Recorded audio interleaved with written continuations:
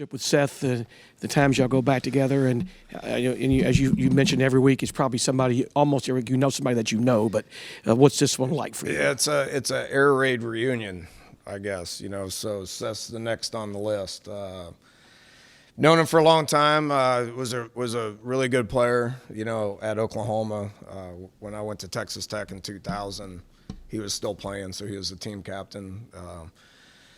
And was a pretty tough dude. Now, I mean, just he's a meathead. He's a weight room guy. I mean, he's like broke my arm before. I mean, he's a real physical guy.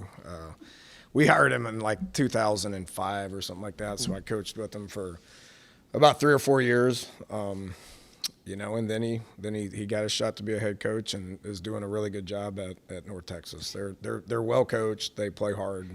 Schemes are good. So now both you and Mike felt the fact when y'all were played each other this last game that the fact that y'all knew each other so well, coached together, was not relevant in game plan. Same thing here, not relevant. I don't think it's relevant. I mean, you watch the video, you got enough information to where you can kind of figure out what they're going to do offensively, defensively, in your game plan. And there'll be a couple of back slaps, in pregame, big hug, and he'll probably try to break my arm again, and then we'll try to kick each other's tail. I mean, that's during the game. So all that stuff goes away once you kick the ball off. So it's just another game.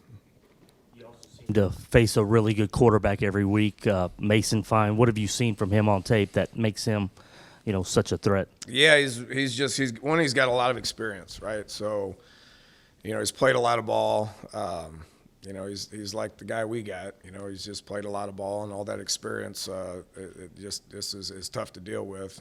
But he's a well-rounded player. He throws it around. He runs around really good. He's athletic, and he's got a lot of experience and has won a lot of games as a quarterback. So we knew he was going to be tough. I mean, we know it's going to be tough, and just got a lot of respect for what he's been able to accomplish. Coach, how difficult has it been for you to overcome just inconsistencies, maybe even boil down to a position by position? Some plays guys are getting it right. Some play, I mean, this is probably the life of a coach, of course, but how difficult has it been this season in trying to get to some rhythm? Yeah, I think we have in spurts, but it's just inconsistent. I think we've played good at times, but it's inconsistent, right? So it doesn't matter if it's which side of the ball you're talking about. It's inconsistent stuff. So, that over time it's going to get fixed. It's just not going to happen overnight. Probably the biggest frustration that I have right now, offensively, is just the rhythm of the passing game. We're having a hard time, with our timing and guys being in the right spots. I mean, everybody wants to point the finger at me with a play calling perspective, which is fine. I'm going to keep calling the same plays, and guys it's going to get easier over time. We went 0 for 10 on deep balls. You complete one of those, then we win the game, and you have 600 yards of offense. I've been very pleased with our running attack into cover zero. It's hard. You rush for 300 yards into cover zero, that's really hard. So I'm proud of a lot of the things that we're doing, but just the inconsistent nature of everything in the passing game is what needs to improve. Then I'm not sure if this goes hand in hand with what you just said, but the coming out of halftime, have you been able, maybe this weekend when you go back and look at stuff, had some time, is there something that you can put your finger on of why maybe things don't come out as well in the second half? Yeah, we're 0 for 4 on third quarters. I mean, we're 0 for 4. I mean, every quarter has been bad. So, what we got to do better. So, there's some things that we've talked about. Maybe we need to get the guys out there a little bit earlier and make them do a warm up. Maybe start the second half with 100 up downs before we get going. I don't know. I mean, we're searching and we recognize that it's a problem, and we're gonna coach hard to try to get it figured out. Also, Coach, I noticed you guys even spoke to it to the halftime reporter at the half there with the mix-up of tempo and not tempo, but not wanting to gas the defense too much. How do you go about just trying to in-game figure out what's best in that situation? Is just your hunch, whatever, basically? Yeah, it's a gut feeling more than anything. So The way I view it, if it's not working, change it. So if we're going fast and it's working, then keep doing it. If we're going slow and it's working, then keep doing it.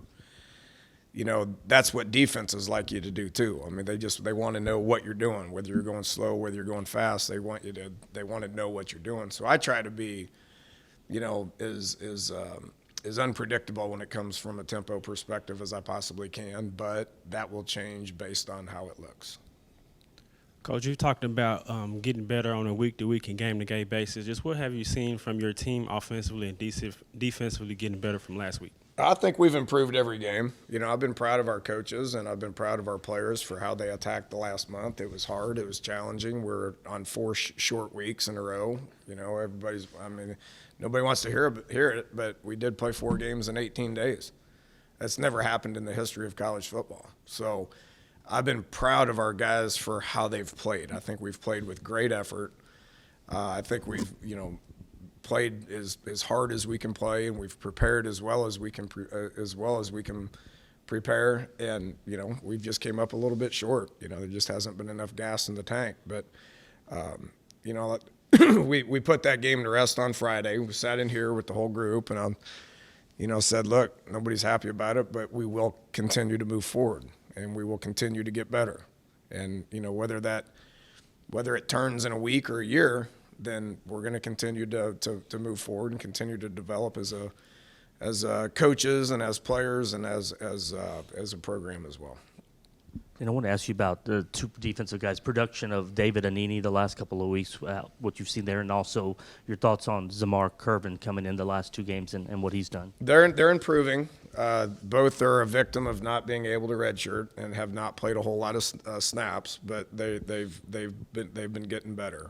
David's is a twitchy guy, and is still kind of learning to play the defensive end role like we want him to do. And then Zamar, I sat here 3 weeks ago and said I wanted to redshirt him, but then we have injuries and he's got to go out there and play. And I think he's done a good job of that. He's still way too hesitant, but that's just he's a victim of circumstance of not having a lot of snaps under his belt. And the more he plays, the better he's going to be. And Anini's the same way.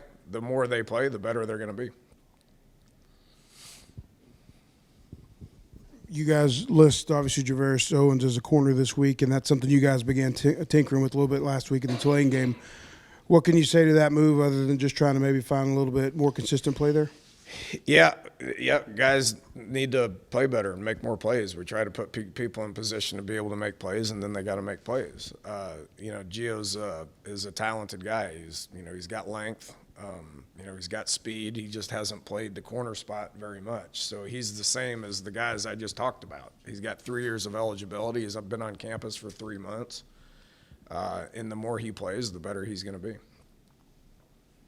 Any update on Porter or Edge? They're day to day.